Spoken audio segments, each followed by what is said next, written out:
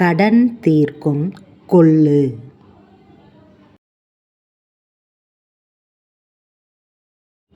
எந்த பிரச்சனைகளையும் சமாளித்து விடலாம். ஆனால் இந்த கடன் தொல்லையை சமாளிக்க முடியாமல் தான் பலரும் திணறுகிறோம்.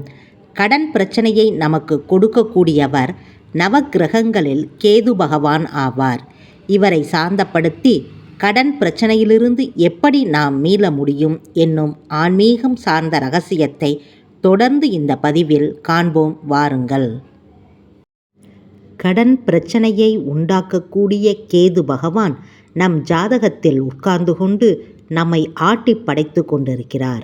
வேண்டாம் வேண்டாம் என்றாலும் மீண்டும் மீண்டும் கடனை வாங்க வைத்து நம்மை பார்த்து நகைப்பதில் இவர் வல்லவர்.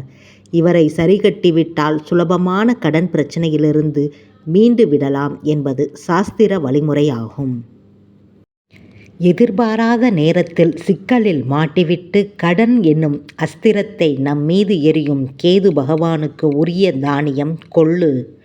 நம் உணவிலும் அடிக்கடி இந்த கொள்ளு தானியத்தை சேர்த்து சமைத்து வந்தால் கேது பகவானை நம் வழிக்கு கொண்டு வந்து விடலாம். கொள்ளு என்பது சிறு தானியங்களில் ஒன்று. ஏராளமான சத்துக்களும் நிறைந்த இந்த கொள்ளு தானம் செய்வதன் மூலம் அளப்பரிய நன்மைகள் நமக்கு உண்டாகும். தீராத கடன்கள் தீரவும் கொள்ளு தானம் செய்யலாம். 16 நாட்கள் தொடர்ந்து அதிகாலையில் எழுந்து சூரியன் உதயமாகும் நேரத்திற்குள் குளித்து முடித்து தயாராகி கையில் கொஞ்சம் கொள்ளு தானியத்தை வைத்துக்கொண்டு சூரியனை பார்த்து நமஸ்கரித்து பின் 27 முறை அந்த தானியத்தை நம் தலையை வடமிருந்து இடமாக சுற்றி கொள்ள வேண்டும். இது நம் கிரக தோஷங்களை நீக்கும் எளிய பரிகாரமாகும். கேது பகவானால் வரக்கூடிய துன்பங்கள் நீங்கி கேதுவின் அருள் கிடைக்கும் அற்புத பரிகாரமும் ஆகும். பின் அந்த கொள்ளு தானியங்களை பறவைகளுக்கு தானம் செய்ய வேண்டும். அதுபோல சூரியனின் வாகனமாக இருக்கக்கூடிய குதிரைகளுக்கும் கொள்ளு தானம் செய்யலாம். இந்த காலத்தில் குதிரைகளை எங்கு தேடி நாம் அலைவது? அதனால் பறவைகளுக்கு நீங்கள் இரையாக தானம் செய்யுங்கள். அப்படி உங்கள் அருகாமையில் குதிரைகள் இருந்தால் நிச்சயம் அவற்றுக்கு கொள்ளு தானம் செய்யுங்கள். கடன் தொல்லை தீரும். மேலும் கொள்ளு சத்துக்கள் நிறைந்துள்ள அற்புதமான சிறு தானியம்.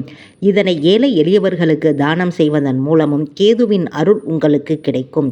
நவக்கிரக சன்னதிக்கு சென்று கேது பகவானுக்கு விளக்கு ஏற்றி வைத்து மனதார பிரார்த்தனை செய்து கொண்டு கொள்ளு தானத்தை ஏழை எளியவர்களுக்கு மாதம் ஒரு முறையாவது செய்து வாருங்கள். ஜாதகத்தில் கேதுவால் பிரச்சனைகள் இருப்பின் நீங்கள் கோவில்களுக்கு இந்த கொள்ளு தானியங்களை தானம் செய்யலாம். 1 கிலோ 2 கிலோ என்று உங்களால் எவ்வளவு முடியுமோ அவ்வளவு வாங்கி கொடுத்து தானம் செய்யுங்கள். அவர்கள் அதனை சுண்டல் செய்து சுவாமிக்கு படைத்து அங்கு வரும் பக்தர்களுக்கு கொடுப்பார்கள்.